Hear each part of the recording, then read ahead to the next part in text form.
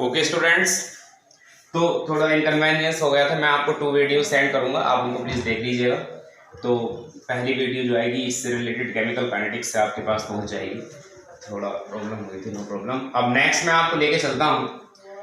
अब जो आपके पास में टॉपिक आने वाला है वो सबसे इंपॉर्टेंट टॉपिक है। उस चैप्टर के ऊपर उसी टॉपिक के ऊपर पूरा का पूरा चैप्टर फिनिश आपका हो जाएगा। और उस टॉपिक का नाम क्या है?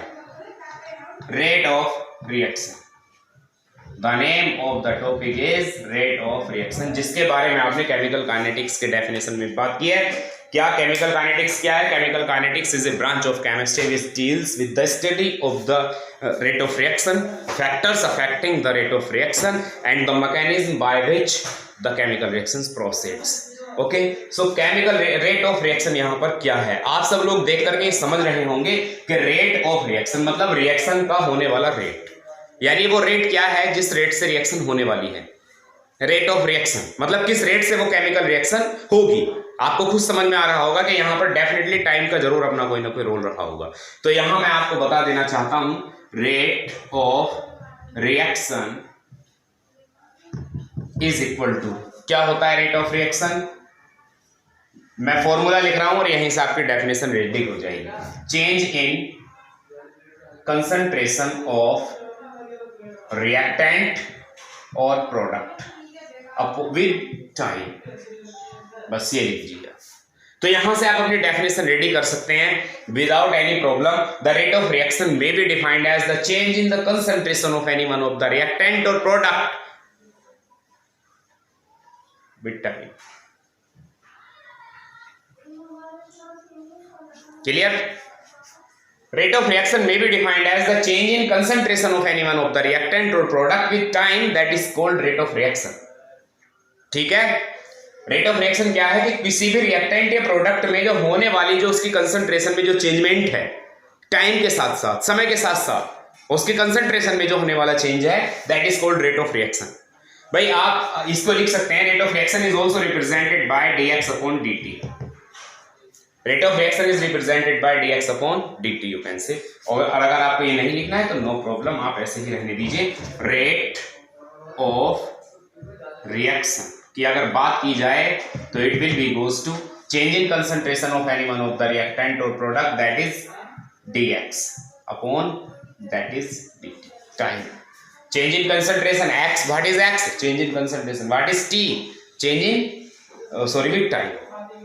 अब हमें ये देखना है कि वो जो है किस तरह से, मतलब जो चेंज इन कंसंट्रेशन जो हुआ है वो रिएक्टेंट में हुआ है या प्रोडक्ट में हुआ है, तो उसके बारे में भी हमें देखना पड़ेगा। सपोज दैट कि कोई केमिकल रिएक्शन है, यहां आप उसके बारे में लिख सकते हो, या इसको ऐसे ना लिख करके आप ऐसे लिख लीजिए, A goes to B। A क्या है? A रिएक्टेंट है और B क्या है? B प्रोडक्ट है। अंडरस्टैंड? और टाइम क्या है जो भी आपका रहा होगा, सपोज दैट के टाइम आपका जो है टाइम t सेकेंड्स रहा हो। तो इस कंडीशन में जब आप इस केमिकल इक्वेशन को लिखोगे, क्योंकि आपको पता है कि change in concentration of A जब हो रहा है, तो आपको पता है कि जब कोई रिएक्टेंट रिएक्शन करता है तो उसकी जो कंसंट्रेशन वो रेगुलरली डिक्रीज होती है। इसकी कंसंट्रेशन रेगुलरली डिक्रीज होती चली जाएगी, कम होती चली जाएगी। क्यों? क्योंकि जो इसके अपनी जो प्रॉपर्टीज, जो फंडामेंटल प्रॉपर्टीज हैं वो स्लोली फिनिश होती चली जाएंगी और वो कन्वर्ट होती चली जाएंगी प्रॉपर्टीज बी में। तो आप इसको जब लिखना चाहोगे तो dx अपॉन dt करके जब आप इसको लिखोगे तो minus active mass of dA upon dt,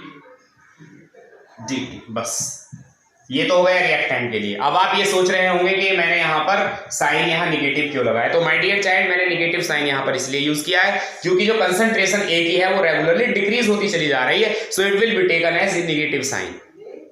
अगर मैं बात करूं यहाँ B की कंसंट्रेशन के बिहाफ पर, तो then you will got dx upon dt is equal to, it will goes to positive d active mass of B upon dt, then the formula will be this. तब formula ये होगा। तो यहाँ positive आपने sign क्यों लिया है? Because of the reaction, because the concentration of the product is regularly increases, क्योंकि कंसंट्रेशन जो प्रोडक्ट की है वो लगातार बढ़ते चली जा रही है। उम्मीद करता हूं आपके समझ में आया होगा। और एक तो एग्जांपल मैं लेकर के आपको यहाँ पर समझा देता हूं, बहुत इंपॉर्टेंट ये चीजें हैं माय डियर, इनको आपको नहीं भूलना है।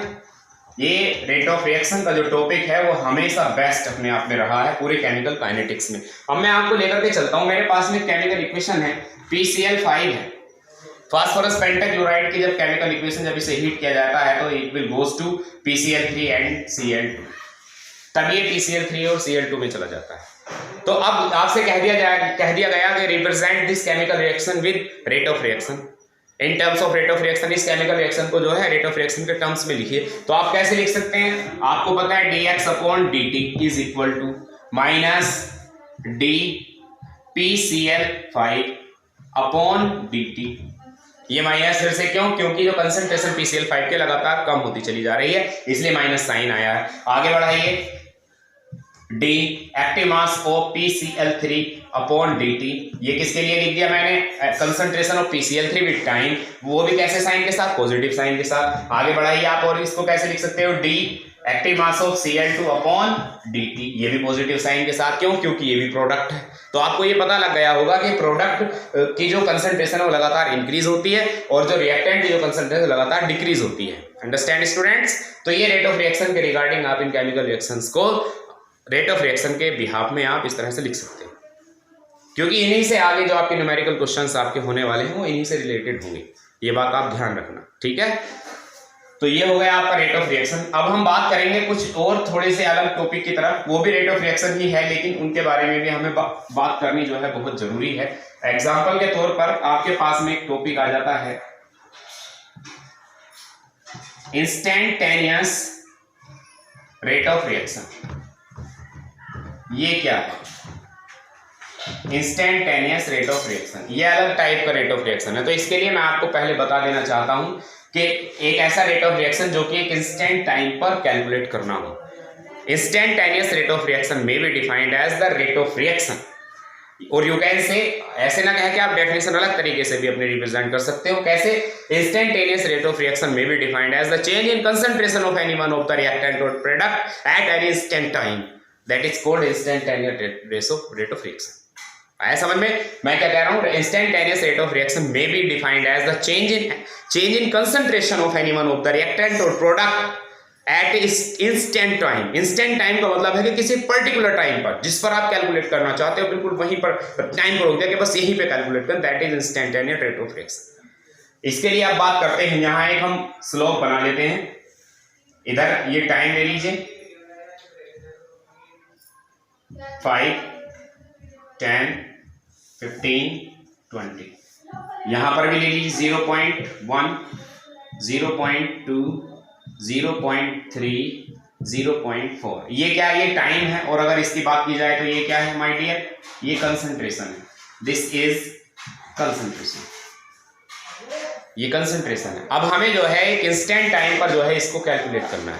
तो यहां से जो है हमने देखा कि 0.4 और यहाँ 20 जो आपका टाइम है, इसके बीच में जो है आप एक स्लोप इस तरह से बना लीजिए। अब हमें कैलकुलेट करना है कि इंस्टेंट टाइम है कोई x, बिल्कुल इंस्टेंट टाइम है कोई x, उस पर हमें वैल्यू कैलकुलेट करनी है रेट ऑफ रिएक्शन की x पर। तो उस कंडीशन में आप इसके लिए भी ये बना सकते हो, नो प्रॉब्लम।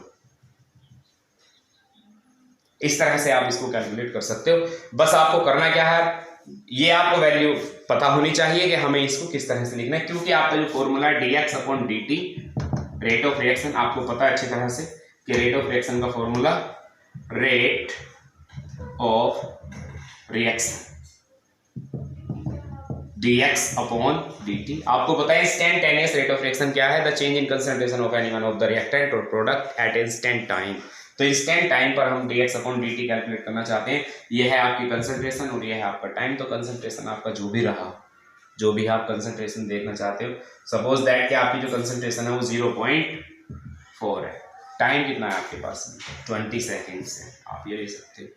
तो जब आप इसको सॉल्व करोगे, क्योंकि ये काय में है, मिनट में है माय डियर, ये मिनट में है, तो मिनट में नहीं आपको ये काय में रखनी है, सेकंड में रखनी है। पूरे होल केमिकल काइनेटिक्स में आपको टाइम जो मिलेगा वो आपको सेकंड में चेंज करना।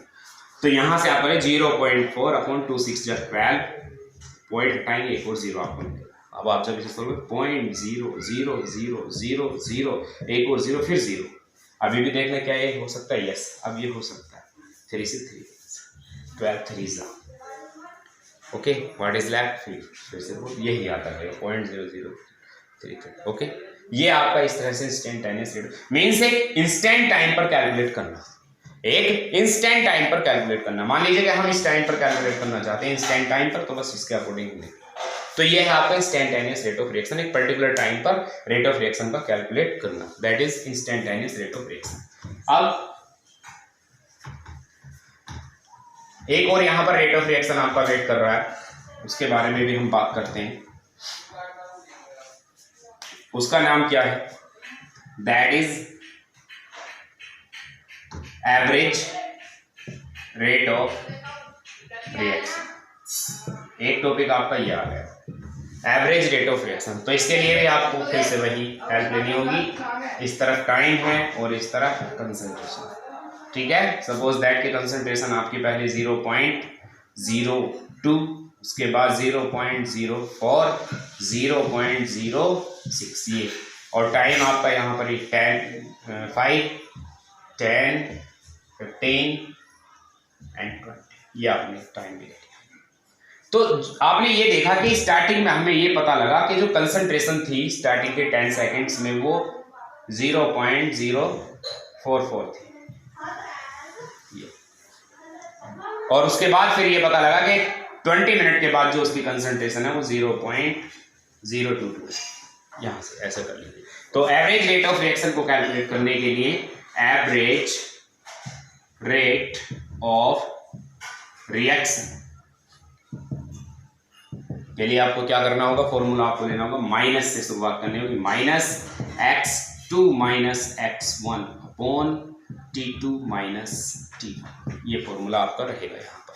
जब आप यहाँ चेक करोगे इसको, माइनस x2 की वैल्यू प्लीज देख लीजिए, यहाँ पर कंसंट्रेशन है तो x तो यही है, T ये है आपका टाइम, तो यहाँ से आप चेक कर लीजिए x2 की वैल्यू क्या नजर आ रही है आपको, x2 this one x2 0.04 minus, और x1 क्या है यहाँ पर 0.02 अपॉन, अब टाइम क्या है आपके पास में, जब कंसंट्रेशन आपकी x2 थी तो T2 कितना था उस समय 20 था माइनस, और T1 कितना है 10 है, बस। अब जरा आप इसको सोल्व कीजिएगा, कितना आ रहा है माइनस के, यहां से जब आप इसको सोल्व करोगे this is 0.04, this is 0.02 minus 0.02 upon ये आ गया 10। अब जो भी आपका आंसर रहे, ये है आपका एवरेज रेट ऑफ रिएक्शन, ठीक है। तो एवरेज रेट ऑफ रिएक्शन को आप डिफाइन भी अगर करना चाहो तो आप कर सकते हो, नो प्रॉब्लम एट ऑल, ठीक है। Average rate of reaction may be defined as the rate of reaction between two instant time, you can say the average rate of reaction may be defined as the rate of reaction between two time intervals, you can say between two time intervals, that is average rate of reaction, ठीक है। उम्मीद करता हूँ समझ में आया होगा, formula याद रखना x2 minus x1 upon T2 minus T1। अब हम बात करते हैं और आगे थोड़ा सा, कुछ केमिकल रिएक्शंस हैं और उन केमिकल रिएक्शंस को हम करना चाहते हैं, एक्सप्रेस करना चाहते हैं अपने उसकी रेट ऑफ रिएक्शन की फॉर्म में, ठीक है माय डियर चाइल्ड। तो चलते हैं लेकर के आपको, सपोज दैट आपके पास में NH3 है प्लस इसकी इक्वेशन ऑक्सीजन से होती है 4NH3 plus 5O2, then you will got 4NO nitric oxide plus 6H2। इस रिएक्शन को आप रेट ऑफ रिएक्शन की फॉर्म में कैसे लिख पाओगे, यहीं से मैं आपको एक न्यूमेरिकल अभी आपको समझा दूंगा कैसे आप इसको कर पाओगे। तो आप जब इसको लिखोगे dx अपॉन dt करके, तो -1/4, ये क्या, ये नंबर ऑफ रिएक्टेंट मॉलिक्यूल है 1/4, और d NH3 अपॉन dt एक हो गया। दूसरे को रिप्रेजेंट करो, O2 है तो अकेला है, 5 है 5, तो 1/-1/5 d O2 अपॉन dt, ये आ जाएगा। और आगे लेके जाइए आप, आपके पास में नाइट्रिक ऑक्साइड है 1/4 d NO अपॉन dt, इस तरह से लिख सकते हैं। फिर और आगे लेके जाइए, positive 1/6 d H2O upon dt। तो ये पूरी केमिकल रिएक्शन को हमने जो है इसके अंदर लिख दिया। अब मान लीजिए कि कई बार आपसे जो है एग्जामिनर जो है बहुत सारी चीजें आपको दे सकता है, सपोज दैट कि आपसे कह दिया इस केमिकल इक्वेशन के अंदर कि रेट ऑफ, यहीं पे मैं क्वेश्चन बना रहा हूं, rate of formation of NO मतलब नाइट्रिक ऑक्साइड इज 3.6 इंटू 10⁻⁻⁴ आपसे कह दिया मोल लीटर इनवर्स सेकेंड इनवर्स। देखिए ये मैंने यूनिट आपको समझाया, रेट ऑफ रिएक्शन बढ़ा दिया, यूनिट नहीं बता पाया, कोई प्रॉब्लम नहीं, मैं आपको लेके चलता हूँ क्योंकि आपको पता है dx/dt है। तो माय डियर x क्या है यहाँ पर कंसंट्रेशन, कंसंट्रेशन की जो यूनिट होती है वो क्या होती है मोल पर लीटर होती है, अपॉन टाइम की क्या होती है सेकंड होती है। तो यूनिट यहीं से बनकर आपकी तैयार हो गई, मोल एज यूजुअल रहेगा, लीटर इनवर्स रहेगा, सेकंड भी इनवर्स रहेगा, ये बन गया mole litre inverse second inverse. This is unit for rate of reaction, understand. तो rate of formation of NO is 3.6 into 10⁻⁻⁴ mole litre inverse second inverse आपको दे दिया और आपसे कह दिया गया यहां से, फिर आपसे क्वेश्चन कर दिया गया कैलकुलेट द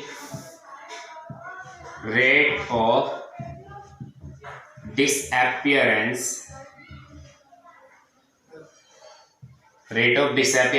of NH3, एक क्वेश्चन यहां दे दिया, फिर एक और क्वेश्चन बना दिया also calculate the rate of formation of H2O। ये लीजिए, अब ध्यान से आप पूरे क्वेश्चन को समझिए कि इस क्वेश्चन के अंदर आपको क्या क्या दिया गया है। पहले आप क्वेश्चन को पढ़ लीजिए, आपको रिएक्शन दी जाएगी और आपसे कह दिया जाएगा जैसे पहली कंडीशन में आपको बताया गया है rate of formation of NO is, rate of formation of nitric oxide is 3.6 into 10⁻⁻⁴ mole litre second inverse. यानी कि rate of formation of nitric oxide जो है आपके पास में, या ये जो आपका नाइट्रिक ऑक्साइड है इसके बनने का जो रेट है, ये किस रेट से बन रहा है, वो इस रेट से बन रहा है। फिर आपसे कहा calculate the rate of disappearance of NH3, यानी कि rate of disappearance of NH3। NH3 कहां है, ये रहा। डिसअपीयरेंस का मतलब इसके छिपने का रेट, यानी किस रेट से खत्म हो रहा है, डिसअपीयर किस रेट से हो रहा है, ये आपको बताना है। तो माय डियर एक बात हमेशा याद रखना कि जो आपका प्रोडक्ट जिस रेट से बनता है, कोई भी रिएक्टेंट उस रेट से डिसअपीयर होता है। तो पहला आंसर तो आपका इजी है, ये सेम आंसर है। आप लिख सकते हो यहां पर rate of formation of NO is equal to, फिर क्या लिखेंगे आप, rate of disappearance of NH3 जो कि बराबर है किसके 3.6 into 10⁻⁻⁴ mole litre inverse second inverse के। बस आंसर आ गया आपका, क्लियर हो गया, एक आंसर आपका आ गया। आपने जो कहा है ना यहाँ पर calculate the rate of disappearance of NH3, तो NH3 का रेट ऑफ डिसअपीयरेंस क्या है, क्योंकि number of molecules 4 he NH3 के हैं, 4 ही N इसके हैं, तो नो प्रॉब्लम, डायरेक्टली आप निकल सीधे तौर पर आंसर आ गया। ठीक है, rate of formation of NO is equal to rate of disappearance of NH3 जो कि इसके बराबर है। जिस रेट से नाइट्रिक ऑक्साइड बन रहा है उसी रेट से अमोनिया छिप रहा है, ध्यान रखना। नेक्स्ट क्वेश्चन आपका बचता है also calculate the rate of disappearance of NH3, इसके बारे में also calculate the rate of formation of H2O, इसके बारे में हम बात करेंगे डीपली। इसे मैं रख करता हूं, क्वेश्चन आपने नोट किया, क्वेश्चन का लीजिएगा, आपका क्वेश्चन है बुक में।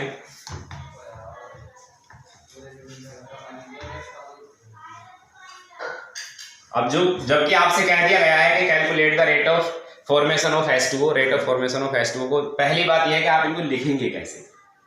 तो rate of formation of H2O आपको कैलकुलेट करना है कहां, rate of formation of H2O कैसे लिखेंगे आप बताइए। रेट में जब आप इसको लिखोगे तो 1/6 D active mass of H2O upon dt, क्या ऐसे लिखोगे या नहीं लिखोगे, यस बिल्कुल लिखोगे। और आपको जो है इसकी कंपेयर किससे करनी है, यहाँ पर इसकी कंपेयर आपको करनी है यहाँ NH3 से, या इससे कर लीजिए नाइट्रिक ऑक्साइड से करेंगे। तो इसके लिए क्या होगी 1/4, क्योंकि वैल्यू इसी की दी हुई है ना, rate of formation of nitric oxide, तो इससे कंपेयर करेंगे। तो 1/4 D NO अपॉन dt, ये भी लिख लीजिए सब इस तरह से आपने लिख लिया।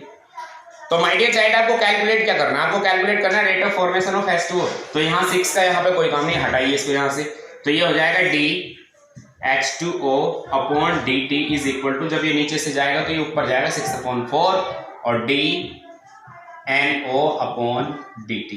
और आप इसको सिंप्लेक्स करना चाहते हो तो कर लीजिए, ये हो जाएगा 3, ये हो जाएगा 2, यानी 3/2 मल्टीप्लाई आप D NO अपॉन dt का मतलब क्या है, rate of formation of nitric oxide. तो rate of formation of nitric oxide क्या है आपको दिया गया था, कितना था उसके 3.6 इंटू 10⁻⁻⁴। लीजिए अब आप इसको सोल्व कर दीजिए, ये कितना हो गया, ये 1.8 हो गया।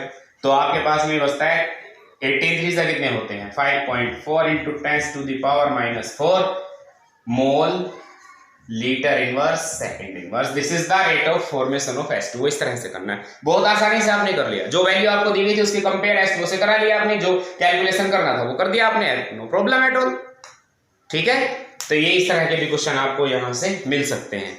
तो बिल्कुल ध्यान दीजिएगा, मैं आपको एक क्वेश्चन अभी इसके रिगार्डिंग आपको दूंगा घर से करने के लिए, जिसको आप आराम से घर पर सॉल्व कर लेना, जिससे आपकी प्रैक्टिस रेगुलर जैसे आपकी चल रही है एज यूजुअल आपकी प्रैक्टिस चलती रही तो ज्यादा अच्छा है।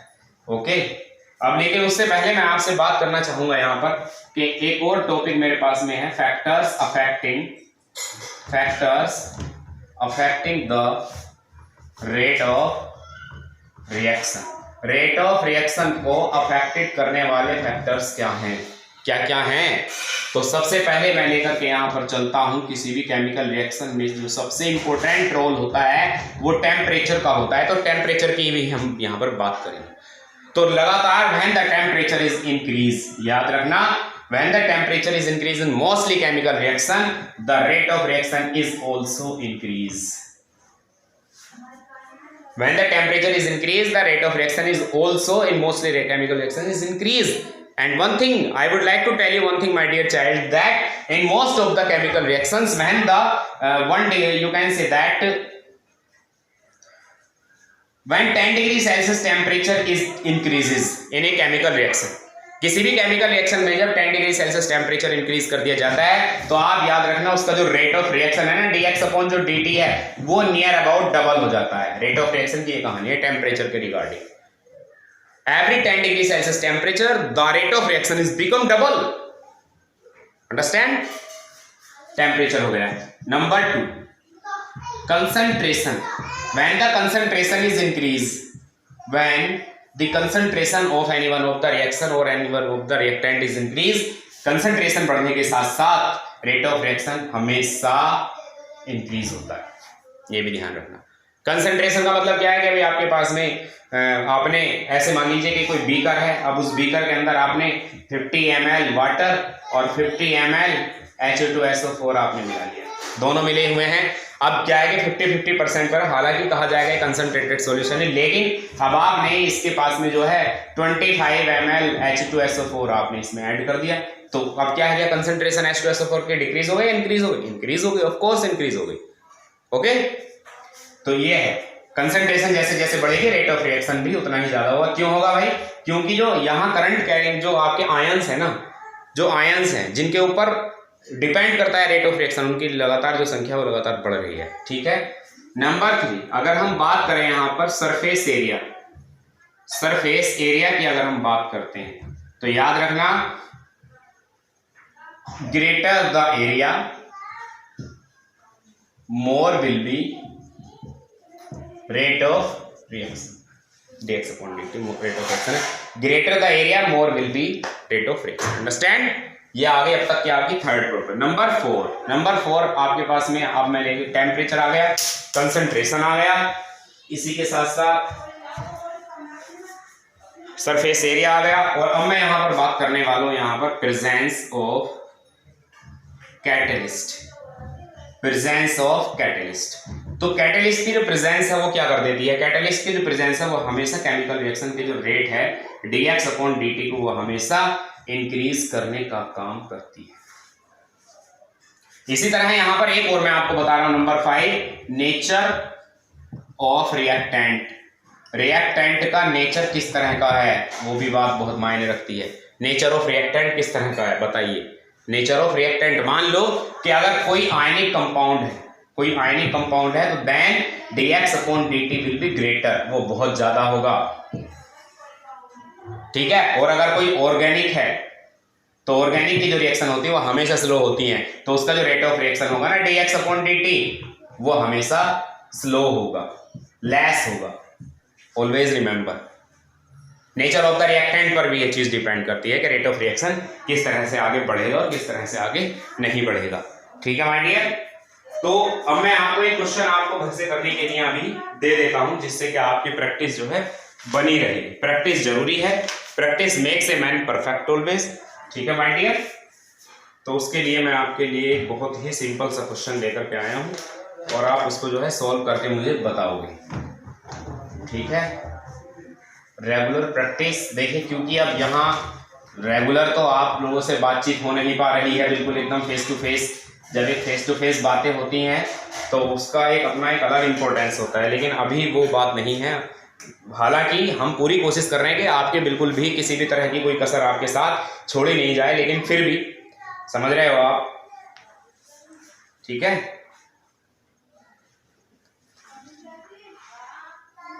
क्वेश्चन है यहां,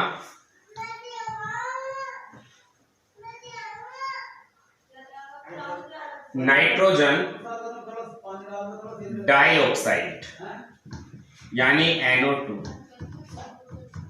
reacts with fluorine to form nitrile fluorides। पढ़ के बता रहा हूँ, अगर ना देखे तो वो इससे कर लेना। Nitrogen dioxide reacts with F2 to form nitryl fluorides, और रिएक्शन आपके बन जाती है कुछ इस तरह से, 2NO2 गैस प्लस F2 भी gas and goes to 2NO2F जो कि गैस है। एग्जामिनर आपसे चाहता है पहली बात rate of formation of NO2F। दूसरी चीज आपसे एग्जामिनर चाहता है rate of disappearance of NO2। और तीसरी चीज आपसे एग्जामिनर चाहता है rate of disappearance of F2। तो आप ये सोच रहे हैं सर इसमें कोई पर्टिकुलरली कुछ नंबर्स तो दिए नहीं गए हैं, वैल्यू तो दी नहीं गई, तो आप इसको ऐसे ही कर सकते हैं। मतलब इनकी वैल्यू को मान करके, इन्हीं को ऐसे बेस मान करके बस आपको दिखा देना कि सर इसकी वैल्यू ये है, इसकी value. Students thank you and have a nice day. कीजिए और क्वेश्चन मैं आपको कल सेंड करता हूँ। Thank you students, good morning.